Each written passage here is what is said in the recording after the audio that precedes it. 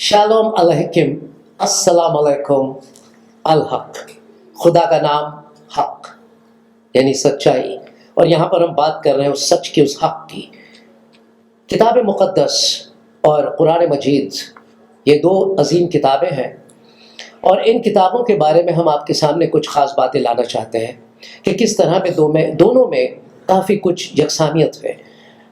मुसलमान भाई जो कुरान मजीद पर यकीन रखते हैं, ईमान रखते हैं, उन्हें ये सिखाया जाता है कि किताब मुक़द्दस जो है वो बदल दी गई है। लेकिन जब हमने इसका मुताला किया तो हमने देखा कि ऐसा कुछ भी नहीं है, बल्कि कुरान मजीद किताब मुक़द्दस की तस्दीक करता है। जैसा कि मेरे साथी बार बार ये कहते आए हैं कि किताब मुक़द्दस वो वाहिद किताब है जिसके अंदर तफसील से हर चीज़ को बयान किया गया है।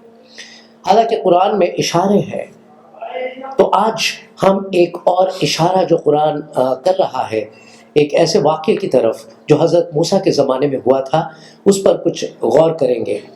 जनाब, मैं चाहता हूँ कि आप कुरान मजीद के हवाले से वो एक आयत सामने पेश करें जहाँ पर हज़रत मूसा जब कोह तूर पे चले जाते हैं तो उनकी गैर मौजूदगी में किस तरह से बनी इसराइल गुनाह में फंस जाता है। और कोह सीना पर और कोह तूर पर, दोनों अलग नाम है लेकिन जगह एक है। जी देखिए, इसके बारे में कुरान शरीफ ने इसकी बिल्कुल पूरे तरीके से तस्दीक की है। जी, शॉर्ट का मतलब बयान करना नहीं है, तस्दीक करना है। और अगर बयान करना है तो फिर वो काफी खुलासा होता। जी जी, बयान तो किताब मुक़द्दस में है जी, और उसको तस्दीक कुरान एक एक लाइन में, एक एक आयत में करता है। जी जी। अब यहाँ मैं देख रहा हूँ सूरतुल बकर और उसका 51 का दूसरा हिस्सा। जी, लेकिन मैं शुरू से ही पढ़ूंगा। जी जी जरूर। तो और जब हमने मूसा को 40 रात का वादा किया तो तुमने, अब यहाँ से शुरू होता है, जी, तो तुमने उनके पीछे बछड़े को माबूद मुकर्रर कर लिया जी, और तुम जुल्म कर रहे थे। जी, फिर उसके बाद 54 आयत में कहता है, और जब मूसा ने अपनी कौम के लोगों से कहा कि हे भाइयों, तुमने बछड़े को माबूद ठहराने में बड़ा जुल्म किया है, तो अपने पैदा करने वाले के आगे तौबा करो और अपने तई हलाक कर डालो, यानी अपने आप को मारो कूटो, सजा दो, एक दूसरे को सजा दो। हाँ, तुम्हारे खालिक के नजदीक तुम्हारे हक में यही बेहतर है। फिर उसने तुम्हारा कसूर माफ कर दिया, और बेशक माफ करने वाला और साहिबे रहम है। यहाँ दो चीज हैं, दो बातें हैं। पहली बात तो ये साबित करती है दोनों में, कुरान में और कुरान शरीफ में और बाइबल शरीफ में, इंजील शरीफ में कह लीजिए, तौरात में, कि इंसान अपनी मर्जी का खुद मालिक है। जी, उसको खुद सोच समझकर कुछ करने की मर्जी दी है खुदा ने। दूसरी चीज ये है कि खुदा किसी भी माबूद को अपने सामने नहीं देखना चाहता। बेशक यहाँ उन्हें खड़ा किया था कि मूसा 40 दिन 40 रात कोहे सीना पर हैं जी, और तुम खुदावंद की हम्द करते रहो, खड़े रहो, रुके रहो। लेकिन साहब उनसे नहीं रहा गया, उन्होंने अपनी मर्जी चलाई और एक सोने का बछड़ा बना लिया। सोने का बछड़ा बना के उसकी प्रस्तिश करने लगे। यानी खुदा जो सामने है, कोहे सीना पर मूसा से बात कर रहा है, उसको बुला के उसके चक्कर में लग गए।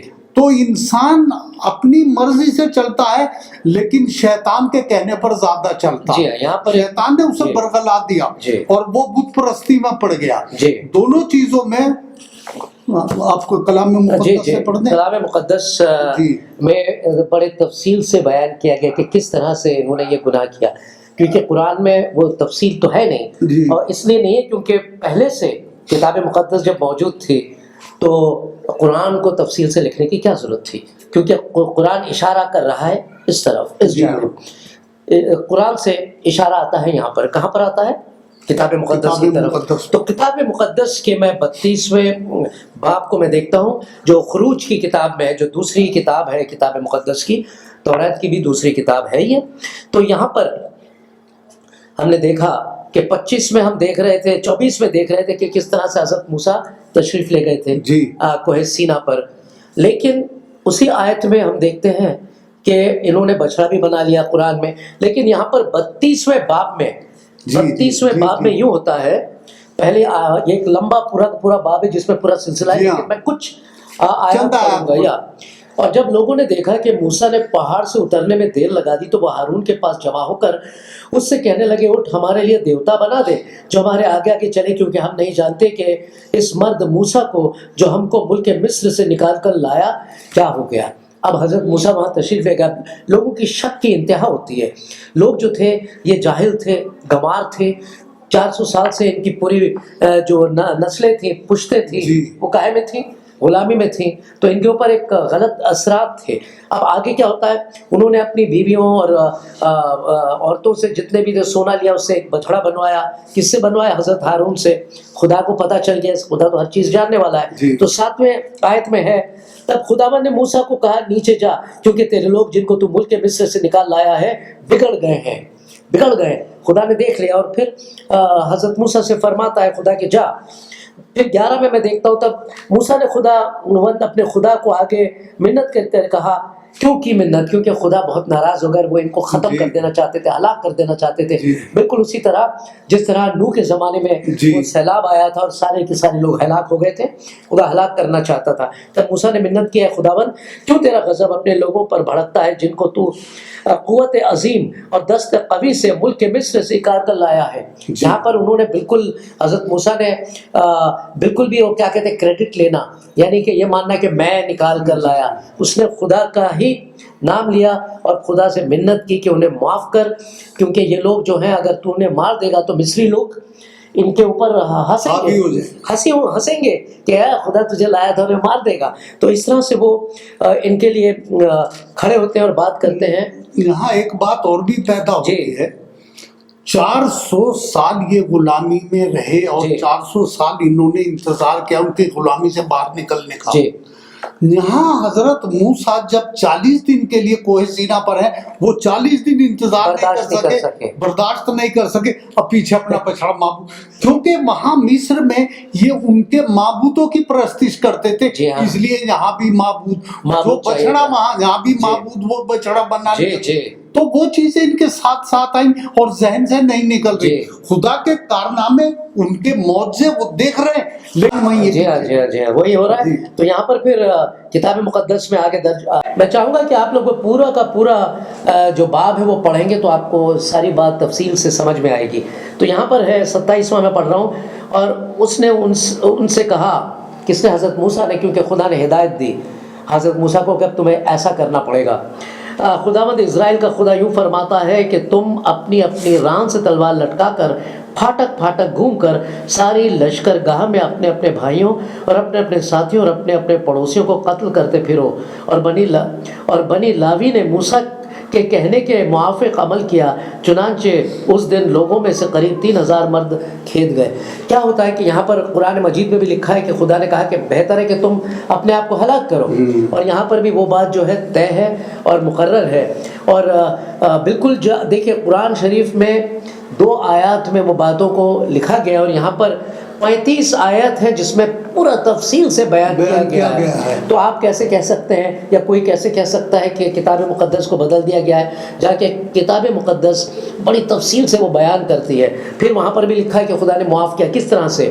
33واں پڑھوں گا۔ اور خداوند نے موسیٰ سے کہا جس نے میرا گناہ کیا ہے میں اسی کے نام کو اپنی کتاب میں سے مٹاؤں گا، اور اب تو روانہ ہو اور لوگوں کو اس جگہ لے جا جو میں نے تجھے بتائی ہے۔ دیکھ میرا فرشتہ تیرے آگے آگے چلے گا، لیکن میں اپنے مطالبے کے دن ان کو ان کے گناہ کی سزا دوں گا۔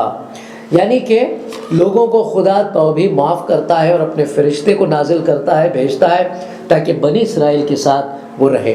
تو عزیزوں، یہاں پر ہم نے کچھ باتوں کو آپ کے سامنے رکھا جس سے یہ بات کی پوری طرح سے پیروی ہوتی ہے۔ اس بات کو ثابت کیا جا سکتا ہے کہ کتاب مقدس میں کوئی ایسی رد و بدل نہیں کی گئی ہے، بلکہ ہم یہ کہہ سکتے ہیں کہ قرآن شریف نے کتاب مقدس سے کچھ آیات لی ہیں ان کی کتاب مقدس کی تصدیق کرنے کے واسطے۔